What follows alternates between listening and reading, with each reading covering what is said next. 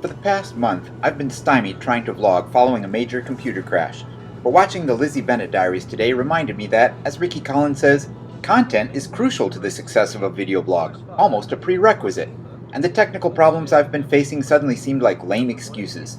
Michael Ronda does vlogs I love using just his phone, and while I don't expect to match his video quality, between using my iPhone and borrowing my daughter's new computer, I should be able to take his work as inspiration and get some kind of content up almost every day. So these are some thoughts and moments from my day thrown out for your perusal. They aren't profound, but if we found ourselves in a booth in a diner somewhere, they're what I'd have to share. And I'd want to hear what was happening in your day too.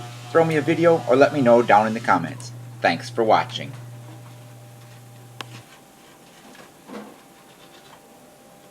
Says, the key to success is content, content, and content. Much like the real estate mantra of location, location, location, but just in a way it's really about repetition, repetition. Yeah, I think we get the point. Well, content is crucial in a successful video blog, almost a prerequisite. The accepted term is now vlog, much in the same way that web blog was contracted to form blog. Video blog, or I suppose video web blog, has been contracted to form vlog. You don't say.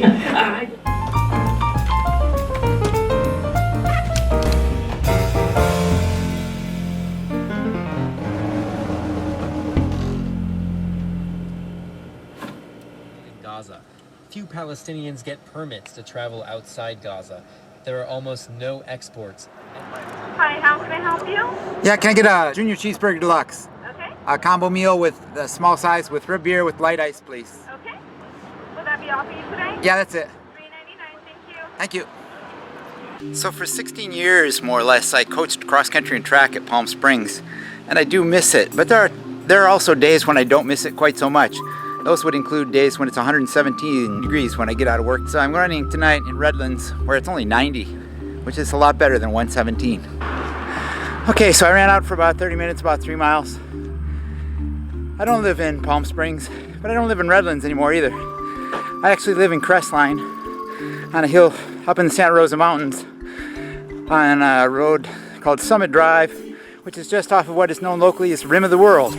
As you might guess, when you live in a place called Summit Drive off of the Rim of the World in the Santa Rosa Mountains, most all my routes tend to start out downhill because we're pretty close to the top. So I run out downhill and then I run home back uphill. But now, right now, we're apartment sitting for a friend. So we're in Redlands, which is kind of in a bowl, which means that wherever I run tends to start uphill and then come home downhill. Now this might sound ideal, like you would start out fresh and then be able to run home downhill and it would be easy.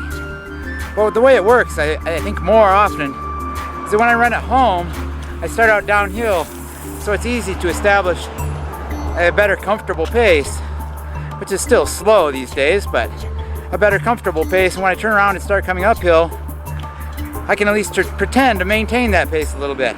But here, when I start uphill, I just plain start out slow, and when I turn around and start going back home downhill, I keep that pace.